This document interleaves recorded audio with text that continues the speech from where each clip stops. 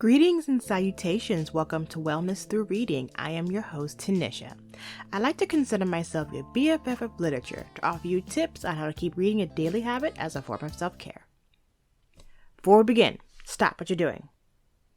Breathe in. Breathe out. Breathe in. Breathe out. Breathe in. Breathe out. You feel that? That sense of calmness? Amazing how just 3 deep breaths makes all the difference. That is why today's episode is all about reading can be considered a form of meditation. We'll go over different articles about why it is, why it isn't, also what meditation is, and how we as readers need to incorporate meditating into our reading habits. Also, later in the episode, I'll be doing a book review on The Most Beautiful, My Life with Prince by Mayte Garcia. And yes, I mean the purple one, Prince. This book is the autobiography of his ex-wife, Mayte Garcia, who writes it, and also in the audiobook, she is the voice actor as well. She details not only her life with Prince, but how he taught her the valuable lessons like meditation. I am so thankful that you tuned in to today's episode. Let's dive in. Stress, the secret killer. I myself never really looked at stress in this way because everyone is stressed out about something. I mean, life is just far too difficult not to have stress. It's a natural part of life. However, too much stress can be debilitating. It can ruin your body in many ways, and at times it can be even deadly. If you cannot find a way to relieve the stress in your life, it will show up in different ways. Now, I'll speak for myself when I say I had a feeling of tightness in my lower jaw for the longest time. And a couple of months ago, actually, I went down to bite down on an apple, and all of a sudden, ouch, it was like just locking up. It was uncomfortable. I didn't understand what was going on. So thankfully, I was actually going to see my dentist later that week, and I asked him about it, and he clearly stated, it's stress. I'm like, wait, how can stress cause my jaw to lock up? It's like you're clenching your jaw. That's what it is. You don't even realize it, but I didn't realize it. But I had been clenching my jaw so tightly that the muscles in my jaw were just, reason why they were hurting because they were just overworked. And I just need to learn to relax my jaw. I was shocked at this revelation because I had never even noticed it. But now I'm much more aware of that fact, and I intend to find myself throughout the day clenching my jaw, and I'm not even realizing it. Now I just have to stop, breathe, relax the jaw, and now I don't get that pain anymore. There's a scientific term for this. It is the fight or flight response. Our bodies are designed for survival. It's how we've been able to evolve over the past millennium. And so when there is danger, the body will naturally react to flight mode or fight mode. So the body will tense. The body will get ready to either run or stay and fight, hence the name.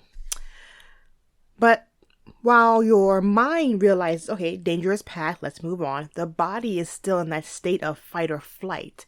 And so going back to what I was going through with my jaw, my mind was at a space where it was like, it's okay, everything's fine now, but my body was still reacting to that fight response. So I was still clenching my jaw. I was still feeling anxious, and I just had to stop, breathe. And now the pain is gone. We tend to take things like meditation as kind of wishy-washy and whatnot, but in today's society, we need it now more than ever.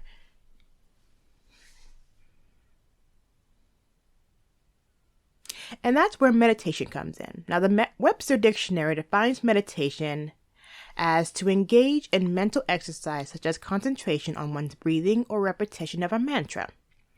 For the purpose of reaching a heightened level of spiritual awareness, it is also a transitive verb to focus one's thoughts on, reflect on, or ponder over. Meditation has been going on for thousands of years. All forms of religion, spiritual belief are advocates for it because as human beings, we need time to shut our minds off and breathe. Now, I can speak for myself that at some obstacles, and I quickly panic over them, and I am a total worrywart. I tend to look for the danger in everything, and that does not good well for my body. When my mind is like, okay, danger's over, I can move on, my body's like, wait, we're still in attack mode. What's going on here? So that disconnect between mind and body, meditation brings the connection back. It's always like the mind's like, okay, body, we're doing okay now. Relax. And let's move on. So, how is reading a form of meditation? Now, I saw this article that stated that because you still get those same feelings after meditation as you would reading. And I was like, okay, that's interesting. But, of course, there were articles that came out really thereafter that stating, no, meditation and reading are not the same thing. While both are great benefits, not the same. So how is reading not like meditation? Well, number one, not everyone can do it. Not everyone can pick up a book and read because not everyone has access to books. Number two, not everybody wants to do it. And just because you don't want to read doesn't make you a bad person. Slightly rolling my eyes. But still, it's not for everybody. And I get that. Slightly rolling my eyes. Number three, meditation is an act of closing the mind, whereas reading opens it. You know, meditation, you're stopping, you're pausing, you're taking your breath, you're looking from within to see what's going on. Whereas reading, you're looking out onto a book and you're reading for entertainment purpose, you're reading for knowledge, you're absorbing something. So still your mind is working. So you're not shutting it off. Number four, while reading can help you achieve focus, it's not a relaxation method. Well, I'll speak for myself. I say I feel relaxed when I'm reading and I'm going over, especially if it's a really entertaining book. But meditation doesn't work like that. You're not supposed to be focusing on anything. You're supposed to be focusing on nothing, really. You're supposed to let the mind shut down. Give it a break, a little siesta, a break. Number five, meditation actually is easier to maintain as a daily habit versus reading. I mean, makes sense. You don't really need anything extra to meditate. You really don't. I mean, it'd be nice to have music or a yoga mat or something to sit on. But honestly, you don't even need all that. All you need to do is just stop what you're doing, put your hands on your knees, and breathe. I mean, breathing is something that we do daily. So it doesn't take that much effort to keep a daily habit. But reading, on the other hand, you need to find a book that you like. If you use highlighters, find that. And so it's all these other steps that goes into it. So that's how the two are different. Also, you cannot control your mind while you're reading. With meditating, if you find that your mind is wandering, you can kind of just stop and be like, okay, I'm not supposed to be thinking right now. Noting. Let it go. But reading, I mean, your mind tends to wander, your mind tends to think, your mind tends to imagine, and that's the purpose of reading. You're supposed to just go off into this fantasy world and enjoy. And also, meditation is a form of self-discovery, whereas reading is a form of discovery of the world. You know, meditation, one of the great aspects of meditation is that all those, like, past traumas or all those past epiphany or future epiphanies or current epiphanies, all those things come out when you're meditating. When you're taking that time out of your day to just stop and think about where you're at right now, where you want to go, where you've been. You find out key aspects of your personality. You find out what works for you. You find out more about who you are. And once you find that information out for yourself, you're better able to express that to someone else. You're better able to, when you're faced with another situation, how to handle it, because you know who you are. Your cup is full.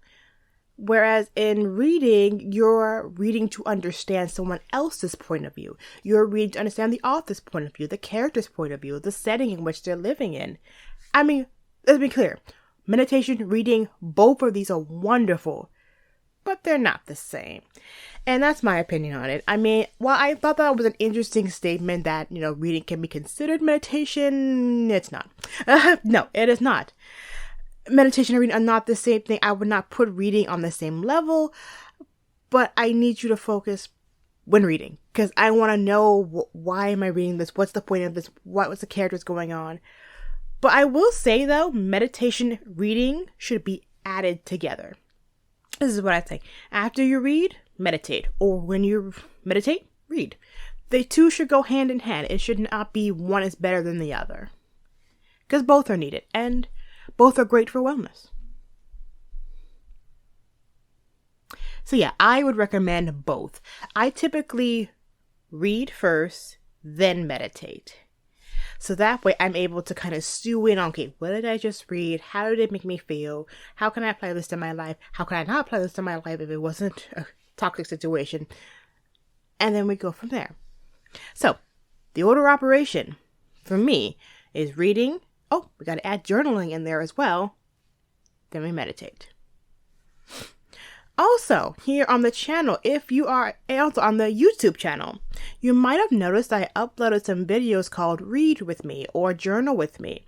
I highly recommend you take a look at those videos as well too, especially if you really want to get into the habit of journaling.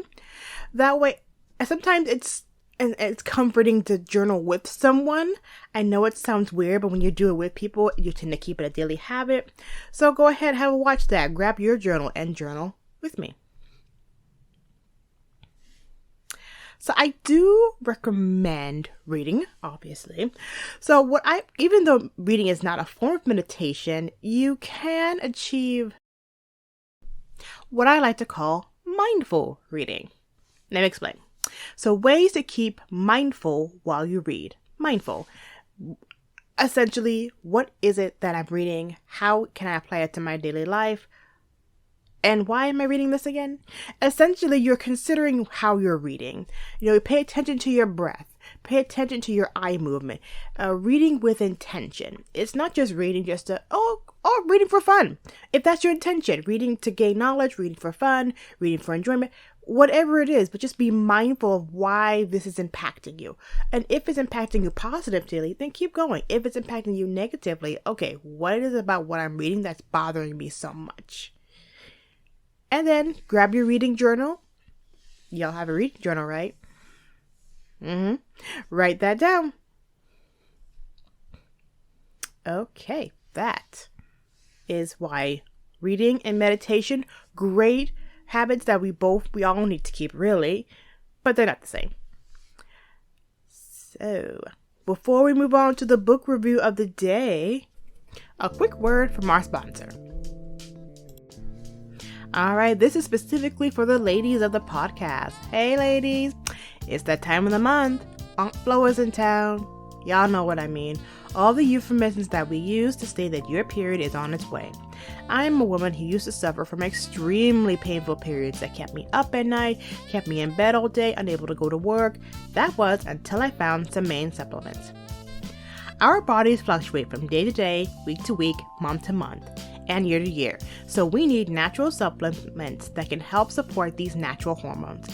Now, I like to personally use the daily hormone balance for more energy, better moods, and reduced cravings. Also, the PMS period support. I like to take this before my period to have less cramping and fatigue. And I gotta say, since using both these supplements for the first time in my life since starting my period, I don't have those blistering, painful periods anymore. And I owe all that to Mayte, which is why I love it so much, and I always promote it here on the podcast.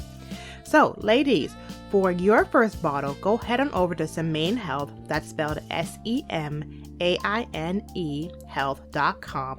Use the promo code Wellness Through Reading to get 20% off your first bottle. Periods are normal, but the pain should not be. I thank you for listening. Let's get back into the episode. All right, book review of the day. All right, it is based on the most beautiful My Life with Prince by Mayte Garcia. As I was writing the script for this section, I gotta say I was listening to Prince's music nonstop. I am the biggest fan and sadly never got to see him in concert, but I hear he is just electric on the stage. I've been watching some of his YouTube videos of his live concerts. It's not the same, but just wow, that man was well into his 60s and still be able to sing and outdance and perform some of y'all favorites out here. Just saying. My favorite Prince song of all time is Adore. It's one thing to tell someone that you love them, but to say I adore you is just a whole nother level of just romanticism. Prince just had a way with words and was just a musical genius. Unfortunately, Prince never got to work on his own autobiography for his son in passing, but his ex-wife Mayte Garcia wrote about her life with him in his autobiography, The Most Beautiful. I'm not gonna lie, as much as I really wanted to do a review on this one, I really struggled with myself over doing a book review because, while Mayte does go into detail about her life, her beginnings and everything as a belly dancer, her life in high school, she is talking about someone who is not here anymore to defend themselves or to approve of what she wrote about. But as I reread it again and again, 'cause it's a fascinating read, I decided that this story needs to be shared because Mayte has a right to give her side of the story as well too. Yes, she's talking about someone else, but you know what? They were married and she has a right to it. It's her story. It's her life. And I will say, she does not in any way, shape, or form bash her ex-husband, but gives insight on his personality, his struggles, his creativity, his genius. So that way we as fans can kind of like, okay, that makes sense and why he did this or why this happened and whatnot. I will say one of my favorite parts was the day that they met. She attended his nude concert in Barcelona. And no, people weren't actually nude. It's just the name of the concert. It was stripped down, essentially, not extraness.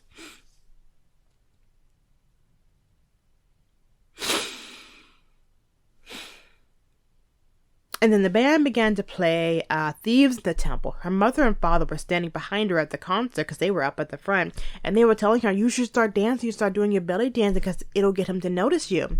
And she ignored them and continued partying. After the concert, her mother was like, Mayte, you need to make a videotape of your belly dancing moves and we'll find a way to get it to Prince so that way he can put you in one of his music videos. Mayte looked at her mother like, Mom, no, I am not doing that. He's an international superstar. How is he going to see my tape? How is this going to work? So Mom's like, look, don't worry, I got this. So she made the tape, not knowing how this is going to work out.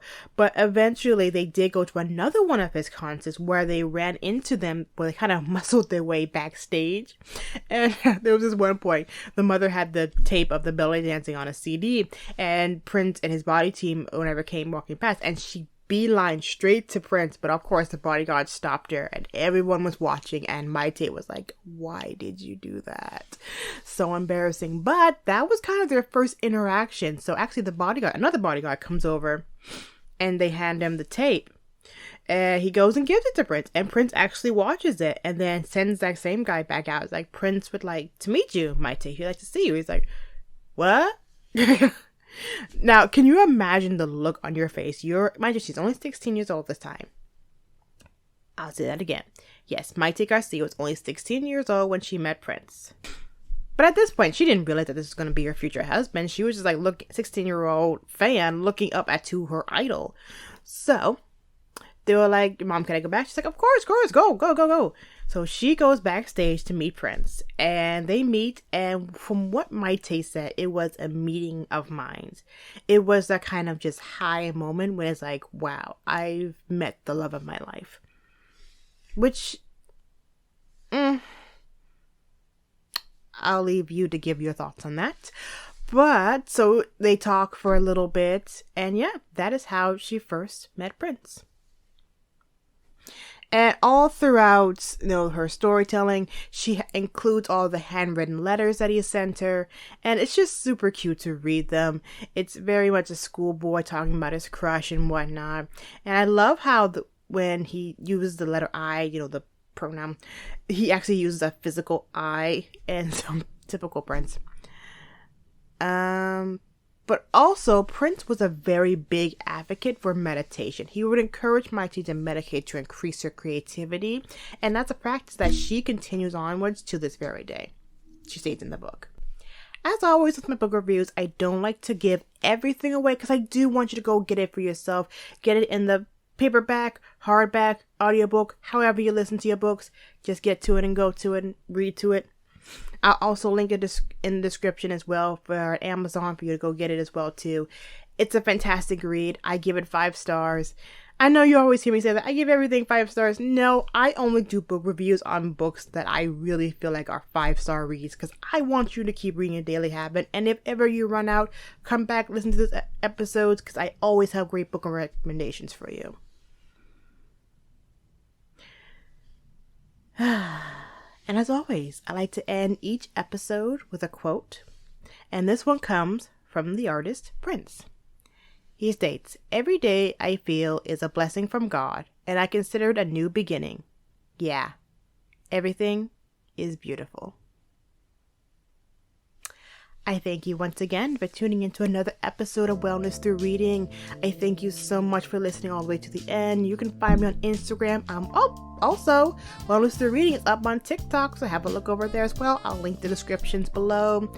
We post every Wednesdays here on the podcast, so whatever platform you're listening, whether it's Apple Podcasts, Spotify, YouTube, leave a review, give a 5-star rating, share with family and friends, hit that like button. And I greatly appreciate all of you. I wish you all well. I love each and every one of you. Go off, meditate, and read. And I wish you all good wellness, good reading, and good meditation. Have a good week, y'all. Bye.